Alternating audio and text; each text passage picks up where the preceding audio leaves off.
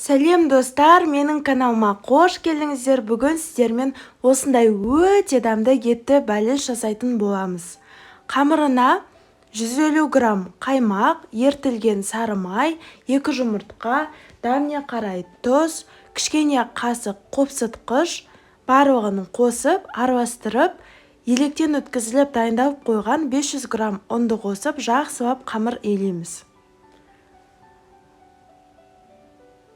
Осылай араластырып аламын, ары қарай қамыр илейміз. Қамыр илеу барысында басында бір-біріне онша бірікпеуі мүмкін, бірақ осылай илей берген кезде бір-біріне бірігіп, жұмсақ қамыр шығады. Салфынға салып, тоңазытқышқа жарты сағатқа қойып қоямыз. Салмасына 400 грамм ет, 2 дана картоп, 1 дана пиязды осылай кубиктап тураймыз.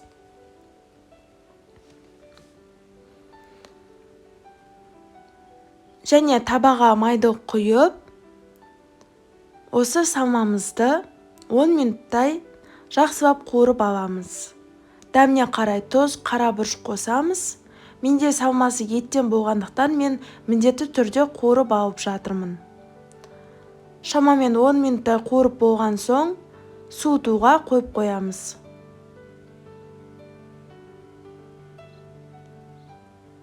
Қамырымызды алып, 3-тен 1 бөлігін осылай бөлеміз.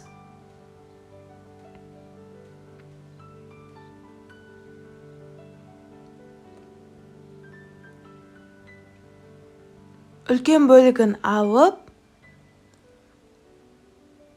жайып аламыз. Толық рецепті видеоның астында описанияда жазылған. Егер тура рецепт бойынша жасасаңыздар, қамырды жаю барысында ұнды қажет етпей, өзі осылай оңай жайылатын болады. Неге астыңғы бөлігін жайып алдым. Астына қоятын боламыз осы қамырды, енді үстіңгі бөлігін жаямын.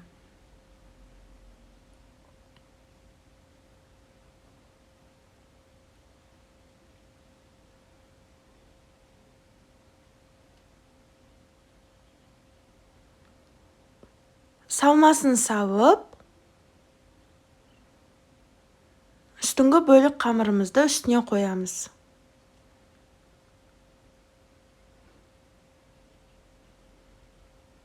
Және қамырларды осылай екі жағынан бір-біріне жабыстырып шығамын. Одан соң шеттерін өріп шықсаңыздар болады. Қамырдың ортасын пышақпен тесіп, бұл уақытта пешімізді қыздырып қоямыз. Жұмыртқаны араластырып, бетіне жағамыз. Қалауларыңыз бойынша кунжут сепсеңіздер де болады. 180 градуста 35-40 минутта осындай болып пісіп шықты. Өте жұмсақ, өте ерекше дәмді болып шықты. Жасауға кеңес беремін.